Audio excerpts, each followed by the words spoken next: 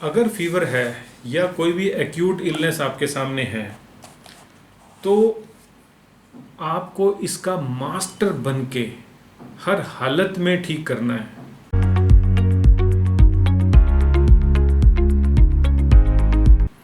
आज जो मैं आपको बता रहा हूँ, मैं धीरे धीरे बोलूँगा, आप नोट कर लेना जो पॉइंट्स हैं ये करने पर।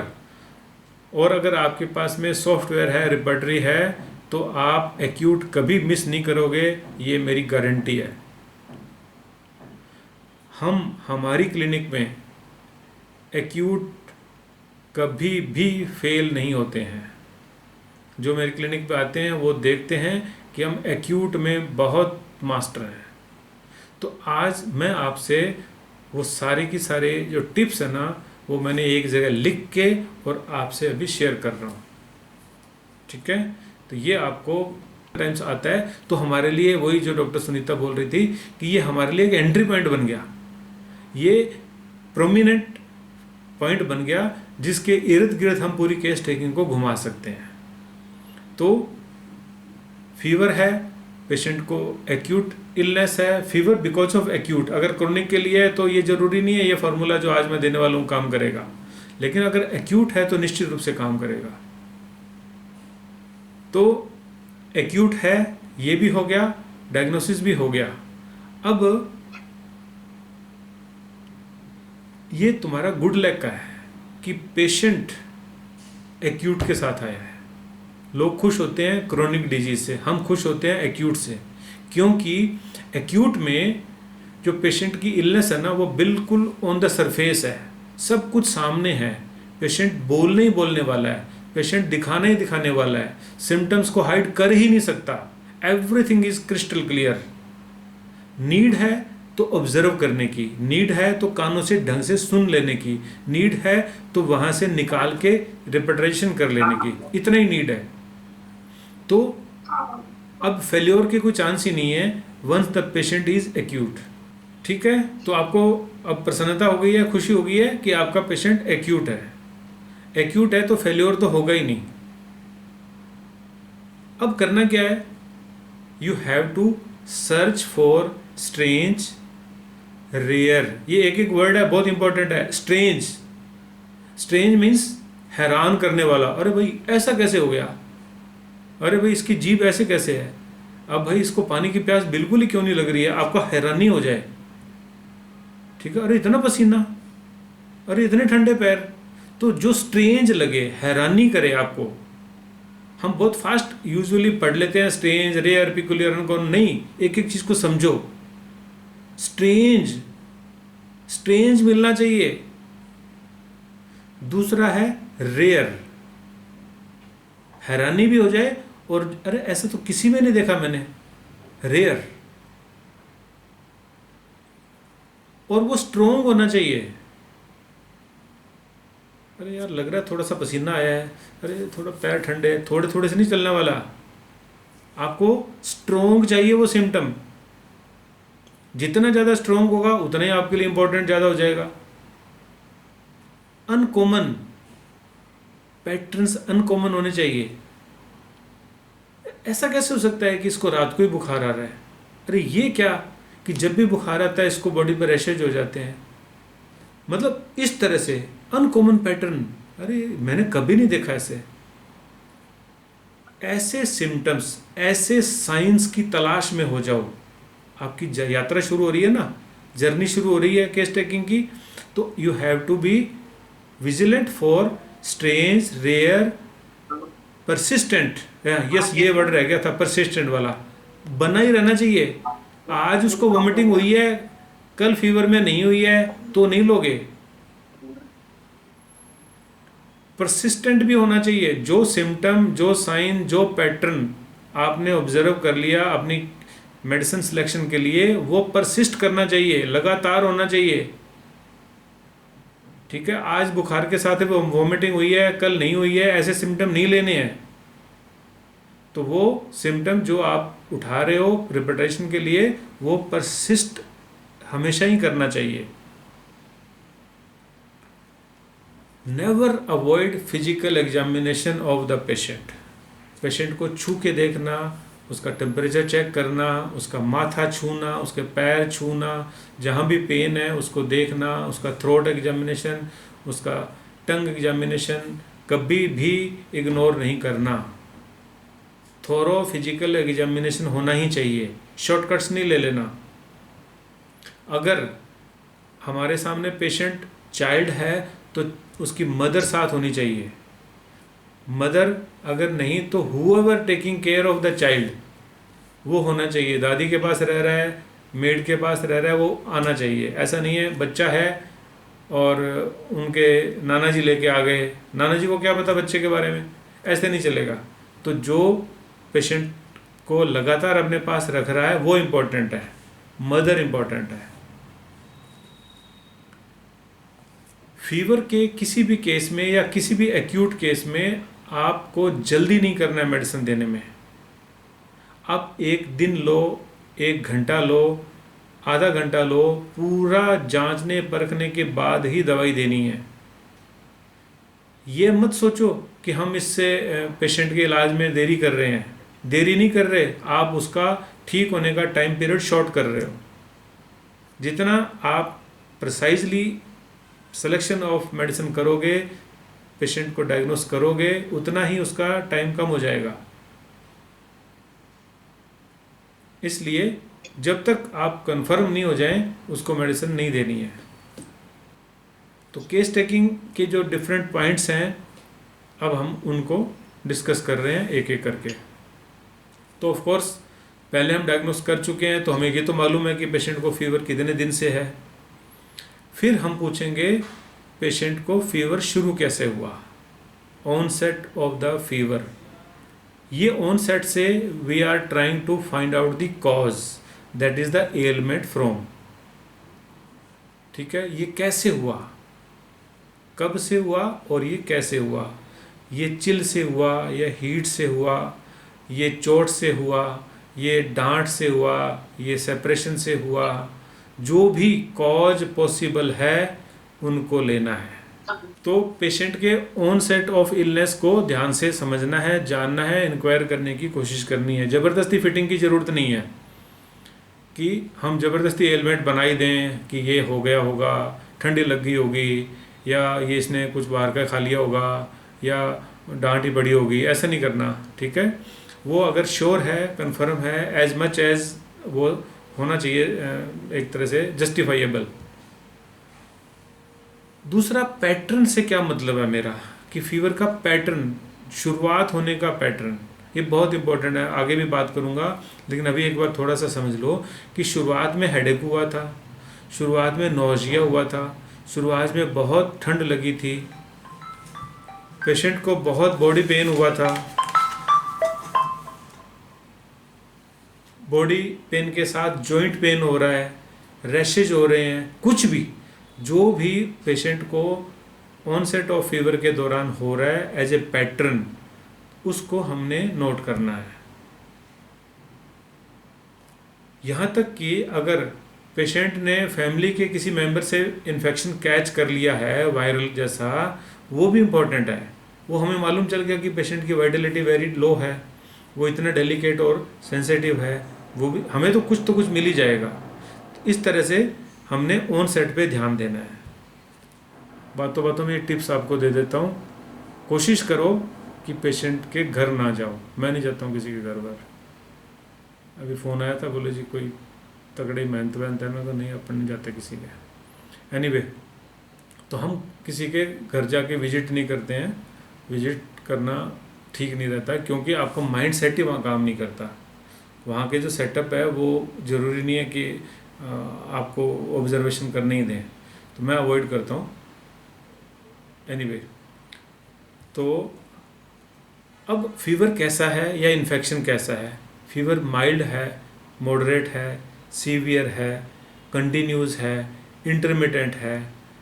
और अगर वो, जैसे मैं बता रखा हूँ कि चिल के साथ हुआ था, हीट के साथ हुआ था, नौशिया के साथ हुआ था, स्वेट कैसा था, हेडेक के साथ हुआ था, body pain, joint pain, stiffness, confusion, loquacity, जो भी पेशेंट को है ऑनसेट के टाइम भी और फीवर होने के बाद भी, होने के बाद भी अगर ये चीज़ें हैं ना कि लोकेस्टी है, कन्फ्यूजन है, वोमिटिंग है, स्टिफनेस ऑफ बॉडी है, पेन है, जॉइंट दुख रहे हैं, जनरल मसल पेन है, माइल्जिया है, ये सब चीज़ें अपने को ऑब्जर्व करनी होती है।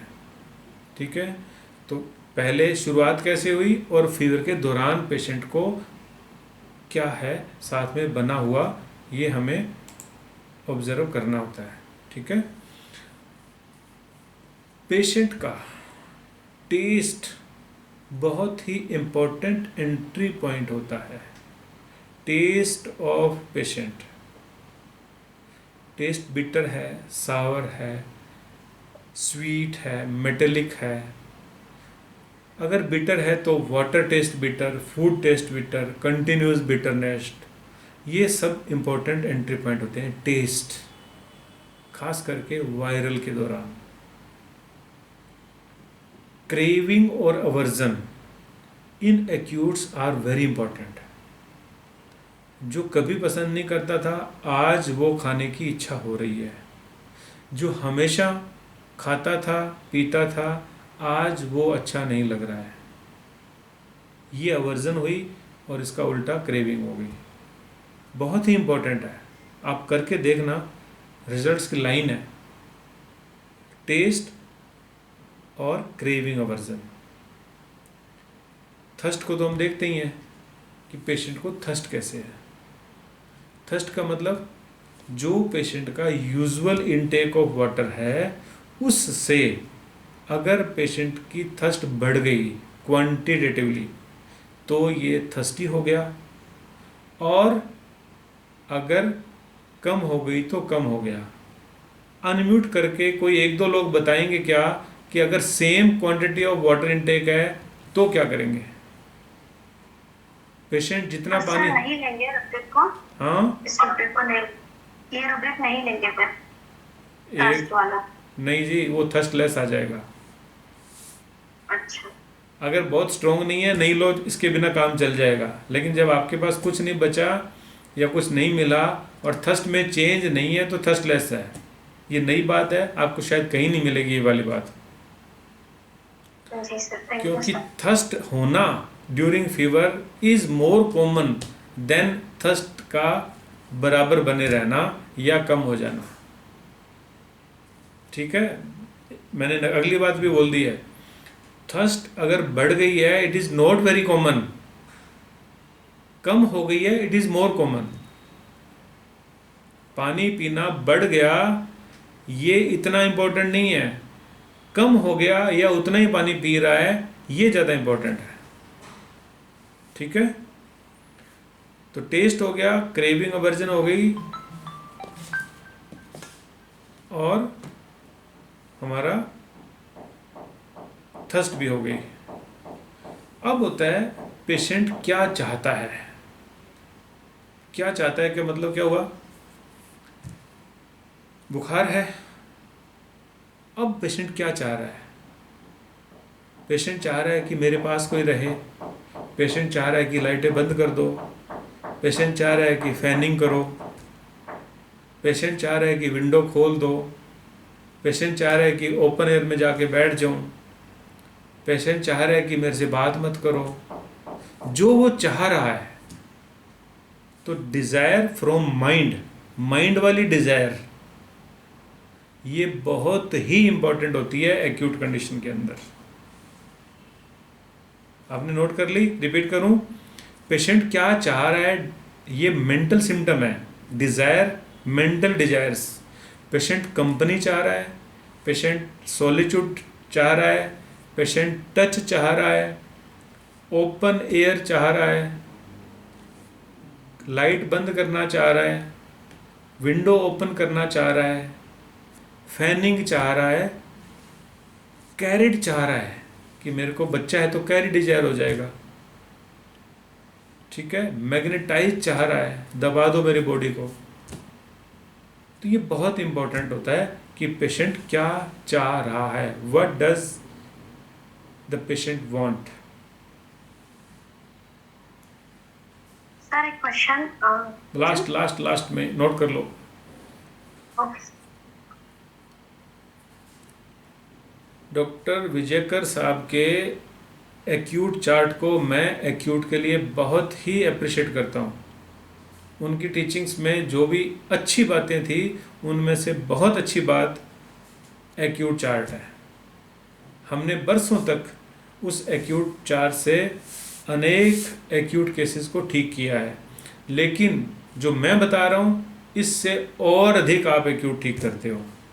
तो मैं वहाँ पे जब भी ये प्रेडिक्टिव का सब करता था तो जो करता था वो भी मैं आपको बता रहा हूँ कि एक्यूट इलनेस के बाद में पेशेंट की एक्टिविटी में जो चेंज हो जाता है उसको भी आप नोट करो। तो एक्टिविटी में हम क्या देखते थे? एक्टिविटी डिक्रीज, इंक्रीज और नो चेंज। डिक्रीज में स्लीपीनेस होता था, डलनेस होती थी। Sleepiness means sleep overpowering होती थी। No change is no change. और इंक्रीज में physical restlessness increase, mental anxiety increase. बहुत इंपॉर्टेंट है। अगर यहाँ से पकड़ के अगर हमने सही रास्ता पकड़ लिया तो उसको शॉर्ट डाउन करते करते एक सही मेडिसिन का सिलेक्शन जो है ना वो किया जा सकता था एक्यूट चार्ट से भी। डॉक्टर प्रफुल्ल विजयकर्स एक्यूट चार्ट कहते थे इसको। तो ये भी काफ़ी इफ़ेक्टिव है, इसको हम इग्नोर नहीं करें। इसको भी कोई दिन क्लास पूरी कर देंगे इस पे, डॉक्टर विजयकर्स एक्यूट चार्ट पे। एक्यूट्स में खूब काम अच्छा करती है ये।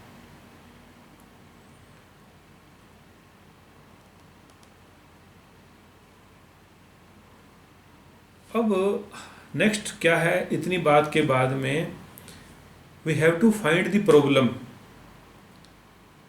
he or she is facing due to fever and why the patient wants to get free from it। बुखार की वजह से पेशेंट को क्या हो गया है और वो क्यों इससे छुटकारा पाना चाहता है। ठीक है, जैसे फीवर चाहे कितना हो जाए पर मेरे को बॉडी पेन ने तोड़ के रख दिया, तो यहाँ हम इस बॉडी पेन को छोड़ेंगे नहीं। क्यों छुटकारा पाना चाहता है? अजी मेरा काम का क्या होगा, मुझे काम पे जाना है, या लोग क्या कहेंगे कि मैं बीमार पड़ गया, मैं तो डाइट का योगा का इतना ध्यान रखने वाला पर्सन हूँ। तो क्यों और क्या, ये दोनों बहुत इंपॉर्टेंट है। और एग्जाम्पल लेंगे तो क्या, इस खांसी ने मुझे बेदम कर दिया, जब से बुखार हुआ है ये खांसी बहुत आ रही है, तो अब हम खांसी के सारे सिम्टम लेने वाले हैं। पेशेंट को हेडेक हो सकता है, मुझे बुखार तो चाहे कितना भी हो बस हेडेक नहीं होना चाहिए मुझे। बुखार के दौरान जो मुझे तेज़ सिरदर्द होता है ना बस, या वोमिटिंग जो हो रही है, या जो फूड की स्मेल मुझे अच्छी नहीं लग रही है, इससे मुझे नौसिया हो रहा है। तो जो पेशेंट का कंसर्न हो गया है फीवर के साथ, ये बहुत इंपॉर्टेंट होता है। ठीक है, मैं तो कुछ खा ही नहीं पा रहा हूँ, पानी ही नहीं पच रहा है, उल्टी उल्टी आई जा रही है। समझ रहे हो ना, कितने सारी चीज़ें मिल गई है कि फीवर या कोई भी एक्यूट है, और उस एक्यूट में मोस्ट कंसर्निंग जो पॉइंट है, जो एलिमेंट है, जो उसकी वेदना है, उसको हमें इग्नोर नहीं करना है। और जैसे ही आप उसको पकड़ लेते हो तो फिर उसके दाएं बाएं के सिम्टम्स और ले लो, उसके करेक्टर्स ले लो, उसकी मॉडलिटीज़ ले लो, यहाँ से आपको मेडिसिन का सिलेक्शन हो जाने वाला है।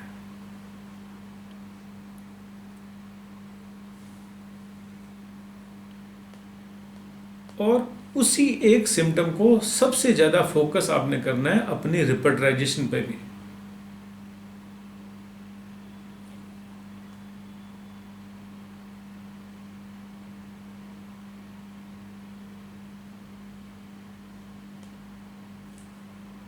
हमारी रिपेटरी में भी सिम्टम्स हैं, जैसे वोमिटिंग, फीवर ड्यूरिंग,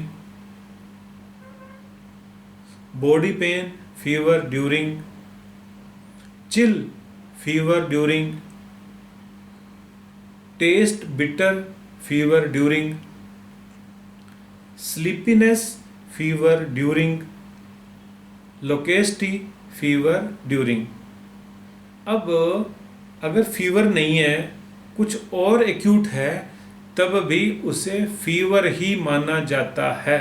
ये आपको एक अनदर अनरिटन टिप मैंने आपको बताया है। अगर फीवर नहीं है तब भी एक्यूट में अगर पेशेंट ज़्यादा सो रहा है, चाहे बैकएक में सो रहा हो, तब भी हम स्लीपीनेस फीवर ड्यूरिंग ही लेंगे।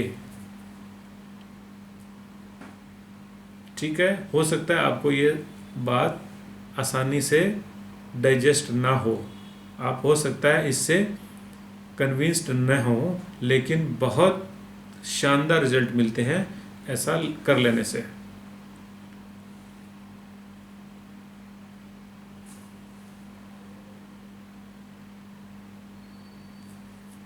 अनदर टिप है कि what ever patient is telling without asking you anything is more important than those symptoms which are coming out after your questioning। ठीक है, जो पेशेंट ने बोला कि जब से फीवर हुआ तो ये हुआ नहीं हुआ, जैसा जैसा अपन बात कर रहे हैं, तो हमारे पूछने पे हुआ तुम बताओ तुम्हारा टेस्ट कैसा है, कड़वा हो गया। और पेशेंट आगे बोले क्या करूं जी, 2 दिन हो गए, इतना कड़वा मुंह है मेरा, जब से मैं पानी पीता हूं पानी भी कड़वा लग रहा है। बस दोबारा कुछ पूछने की ज़रूरत नहीं है, वाटर टेस्ट बिटर ले लो। Taste bitterness, water taste bitter rubric है, जो उसमें 5, 7, 10 दवाइयाँ हैं, 100% दवाई पेशेंट की उसी के अंदर है, बाहर झांकने की ज़रूरत नहीं है। लेकिन अगर आपने पूछा टेस्ट कैसा है, वो सोच के बता रहा कड़वा टेस्ट है, अच्छा नहीं है। अच्छा नहीं है मतलब कैसा है, कड़वा मान लो, कुछ काम का सिम्टम नहीं है, छोड़ दो इसको। ठीक है,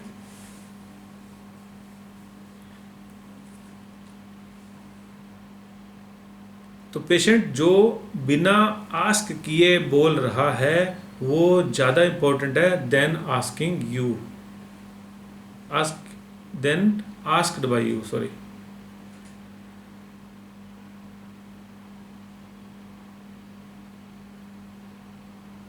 Anything which seem to be shocking or different, that can also be very important, as look at the mental conditions, जैसे कि केयरलेसनेस।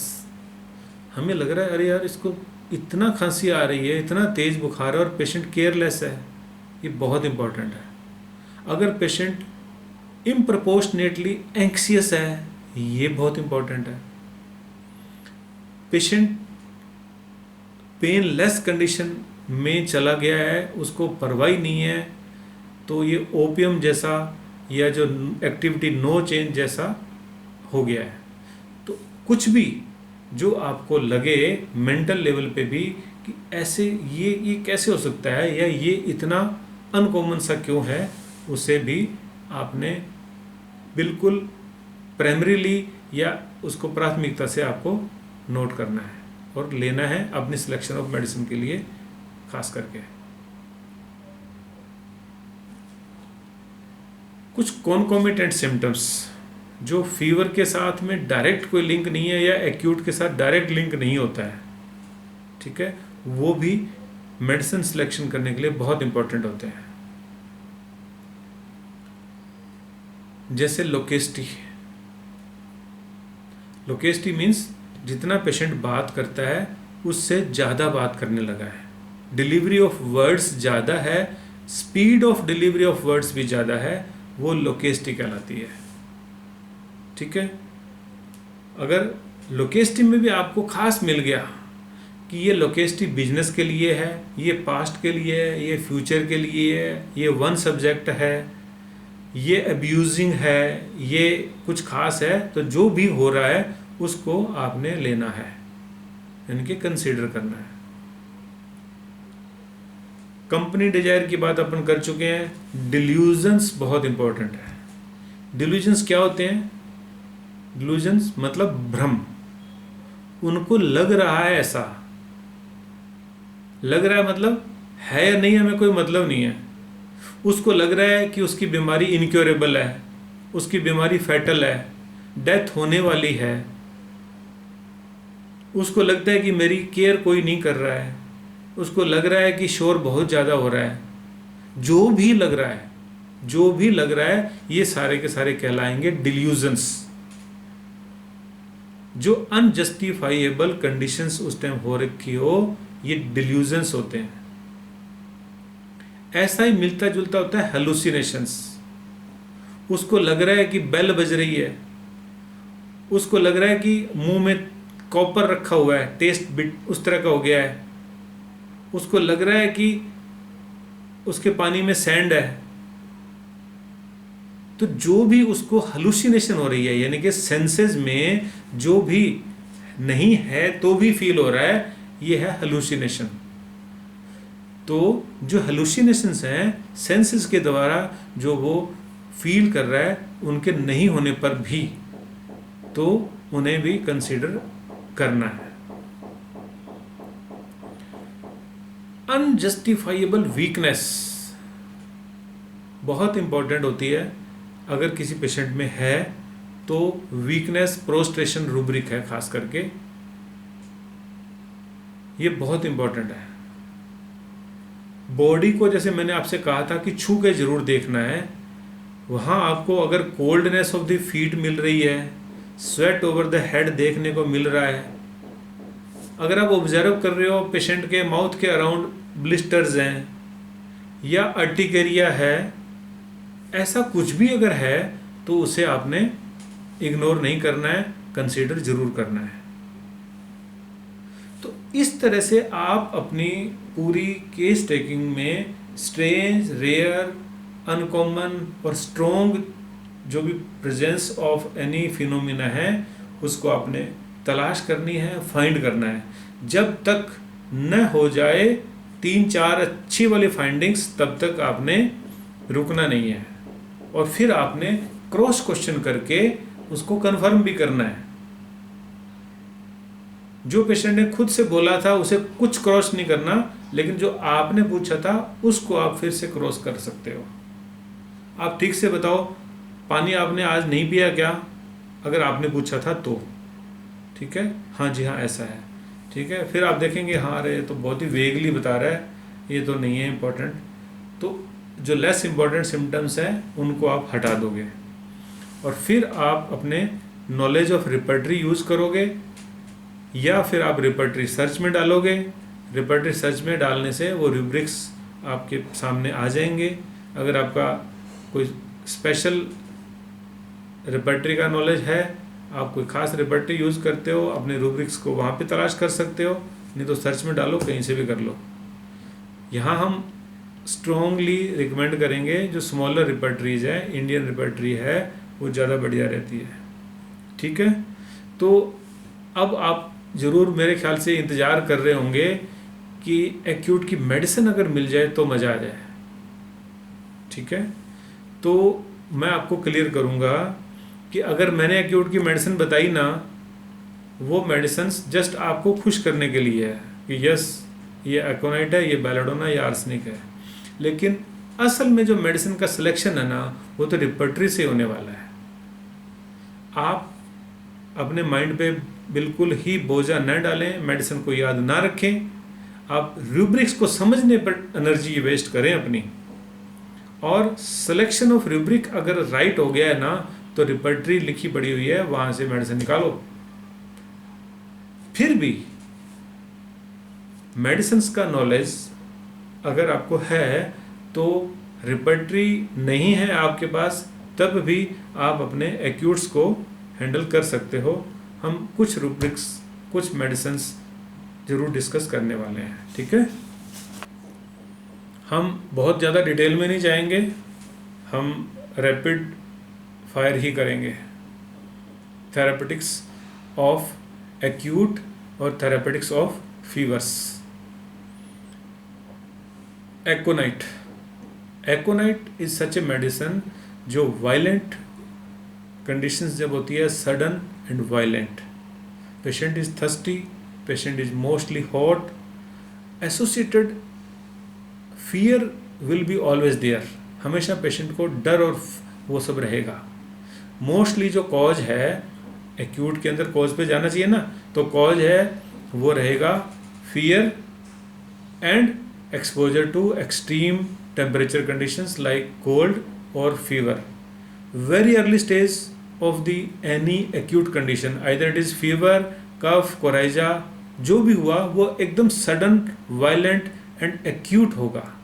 और बहुत अर्ली स्टेज में अगर पेशेंट आ जाता है तो एकोनाइट काम करेगी. अगर थोड़ा ही लेट हो गया तो एकोनाइट कभी भूल के भी पेशेंट को नहीं देना चाहिए. सिंपली फीवर को कंट्रोल करने के लिए तो कभी भी एकोनाइट का इस्तेमाल नहीं करना चाहिए, वो करेगी भी नहीं. बेलाडोना सब जानते हैं कि बेलाडोना एक्यूट मेडिसिन है, वायलेंट इसमें भी होता है, लेकिन इसमें कंजेशन ज़्यादा होती है, रश ऑफ ब्लड होता है, रेडनेस होती है, हीट होता है, पेशेंट मोस्टली चिल्ली होता है और थर्स्ट उसकी बढ़ी हुई रहती है. कहीं भी स्वेलिंग हो जाए, इन्फ्लामेशन हो जाए, पेन हो जाए, इनिशियल स्टेज में कुछ नहीं समझ में आ रहा है, तब भी हम बेलाडोना को दे सकते हैं. Arsenic album, again patient is very restless, anxious, और सबसे इंपॉर्टेंट क्या है आर्सेनिक का, वो है प्रोस्ट्रेशन यानी कि weakness. In proportionate weakness in any acute condition, any fever, either it is viral or any infection, bacterial, अगर prostration improportionate है तो arsenic is the medicine. Restlessness, anxiety, chilly, thirst for small quantity of water and after short intervals. Change of weather, खास करके ice cream के बाद में, ठंडा पीने के बाद में, ठंडा पानी पीने से, कोल्ड ड्रिंक्स पीने से जब प्रॉब्लम होती है, आर्सेनिक अच्छा काम करती है. वायरल्स में भी आर्सेनिक अच्छा काम करती है. Watery thin acrid nasal discharge होगा अगर कोल्ड कफ साथ में है तो. अगर वोमिटिंग है तो जैसे ही पानी पिया वोमिटिंग हो जाएगी, ठीक है.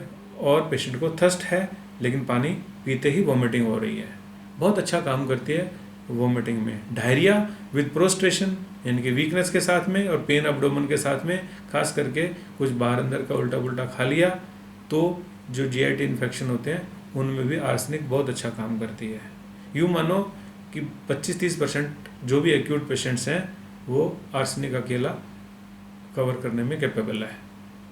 हर एक को नहीं देना, ध्यान रखना. ब्रायनिया पेशेंट एक्टिविटी में डल हो जाएगा, slow onset of the complaints होती है. परसों जो जाके उसको कोल्ड हुआ अतः एक्सपोजर, 3 दिन में जाके उसको गला ख़राब होना शुरू हुआ, धीरे धीरे प्रॉब्लम जब आ रही है तो ब्रायनिया. पेशेंट हॉट होता है, थर्स्ट उसकी ज़्यादा होती है, ड्राइनेस ऑफ द माउथ होता है, वीनस यानी कि काम पे जाने की इच्छा उसको बनी रहती है.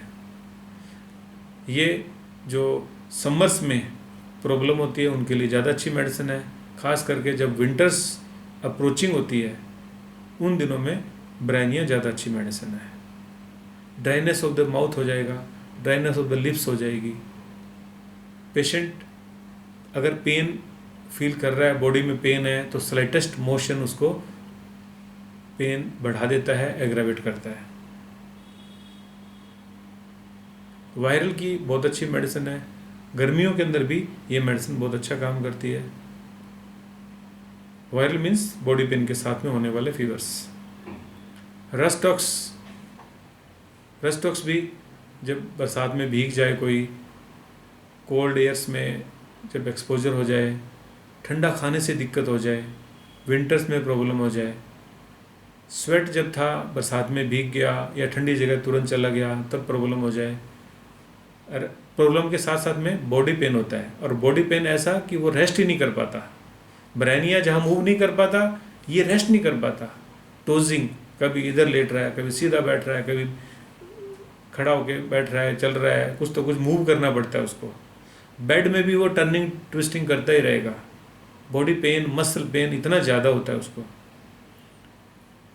Red triangular tip of the tongue मिलती ही है रस्टॉक्स में। चिल्ली पेशेंट होता है, ओढ़ के रखना चाहेगा। बॉडी पेन और ये हो गया, कफ कोल्ड, कुछ भी कोई भी इन्फेक्शन हो, इसमें ये काम करती है दवाई रस्टॉक्स। जेलसीमियम बहुत अच्छी मेडिसिन है वायरल फीवर्स के लिए, खास करके डेंगू के अंदर। बहुत ज़्यादा डलनेस होती है, चिल्ली होता है पेशेंट, थर्स्ट लेस होता है पेशेंट, इतना डल होता है कि उसकी eyes as if half closed लगती है, आंखें झुकी झुकी सी पेशेंट की होती है। और पेशेंट को हेडेक होता है, frontal headache during fever gelsemium में ज़रूर मिलता है। एंटीमोनियम टार्ट, खास करके जब चेस्ट इन्फेक्शन के साथ हो, इसको हमने कभी भी बिना ओवर पावरिंग स्लीप के नहीं दिया है। और ओवर पावरिंग स्लीप होने पर और इरिटेबिलिटी होने पर एंटीमोनियम टार्ट बहुत अच्छा काम करती है। सीना उन बच्चों के लिए बहुत अच्छी मेडिसिन है जो फीवर के दौरान बहुत ही क्रैंकी, इरिटेबल हो जाते हैं। कुछ ही कर लो वो बहलते ही नहीं है, नाक को रब करते रहेंगे, शोल्डर पे नाक को रब करेंगे, उनको गोद में लेके घुमाओ तब भी वो जो अपना क्राई है या इरिटेबिलिटी है उसको कम नहीं करते हैं। Cina is very good medicine for fever of children, specially if the children are having intestinal worms. Cina is as well good medicine for chest infection and coryza of children. बच्चों में कुछ भी हो जाए, सीना बहुत अच्छा काम करती है क्योंकि उनमें मोस्टली वर्म्स भी होते ही हैं। Pulsatilla is very good medicine जब पेशेंट कंपनी चाहता है, बस मेरे पास बैठे रहो। पानी या तो पिएगा ही नहीं, ड्राइनेस ऑफ द टंग है तब भी थर्स्टलेस है, या फिर ओनली मुंह गीला करेगा, हो सकता है कुल्ला ही कर दे वापस, पी के जाएगा ही नहीं अंदर। तो थर्स्टलेसनेस with dryness of the tongue, tastelessness and company desire, ये 3-4 बातें होने से पल्सटिला काम करती है। और अगर इन्फेक्शन है, चेस्ट इन्फेक्शन है, सोर थ्रोट है, नेजल डिस्चार्ज है, तो वो थिक होगा, watery, arsenic, thick Pulsatilla.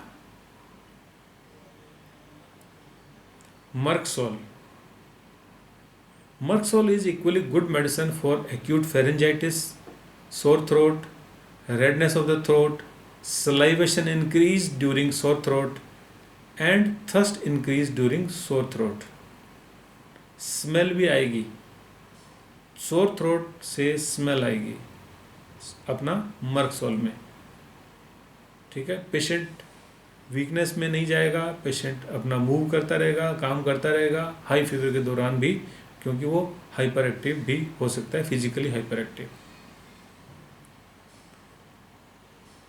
फेरमफॉस 6X कुछ भी ना समझ में आए तब आप दे सकते हैं। तो फेरमफॉस 6X is very good medicine for any acute condition. You can give this medicine 4 to 5 tablets every half hourly, 1 hourly till the fever declines. Feramphos 6X without considering anything. If fever is there, you can give Feramphos. If pain is there, you can give Feramphos. Acute inflammation is there, you can give Feramphos. Wonderful results are there. Calimure 6X can be given if fever is not very high, mild to moderate fever, slow conditions, subacute kind of inflammations, thin watery discharge, nasal discharge, slight body pain, Calimure. So friends, these are the medicines for your quick reference for any acute condition or acute fevers.